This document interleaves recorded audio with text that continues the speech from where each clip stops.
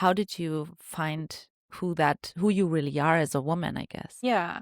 I would say that, like, let myself experience things.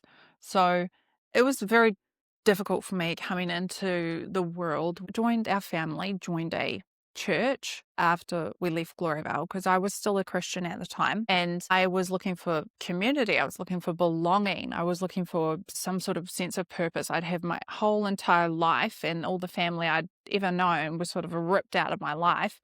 And at that point, I was searching.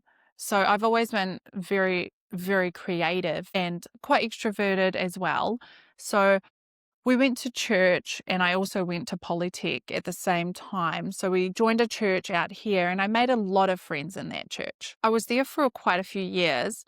And I think I was at about 22, I was really feeling like I wanted to know what sex was and I wanted to explore what that meant for myself. I come from Gloryvale, which is purity culture.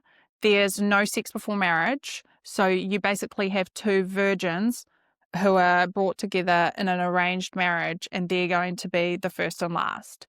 So I was starting to have these thoughts and these ideas that I wanted to explore what sexuality meant to me, not what it meant to people around me that have been telling me this is what it means and this is what marriage is, this is what a relationship is.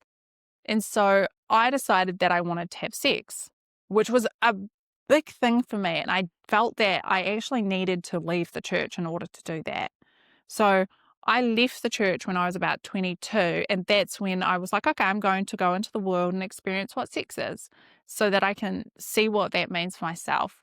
And I think that was the door for me in terms of like leaving the church after Gloryvale, but also just leaving the church and leaving Christianity was me going, I want to experience these things with my body, and it's actually my choice. My body belongs to me. It doesn't belong to the church. It doesn't belong to my parents. It doesn't belong to someone who says that they're going to give me in marriage to a person. It belongs to me, and I have a right to make choices about my body as an adult. And that was really the start of everything for me in terms of unlocking my choice. And I think that is just so important that we do know that we have choices and that we belong to ourselves and that no one else has a right to dictate how we should live our lives, what we can do with our bodies, who we can love, and what we want to do. It was really freeing. And I'd come from a place with no freedom, completely oppressive, as you say.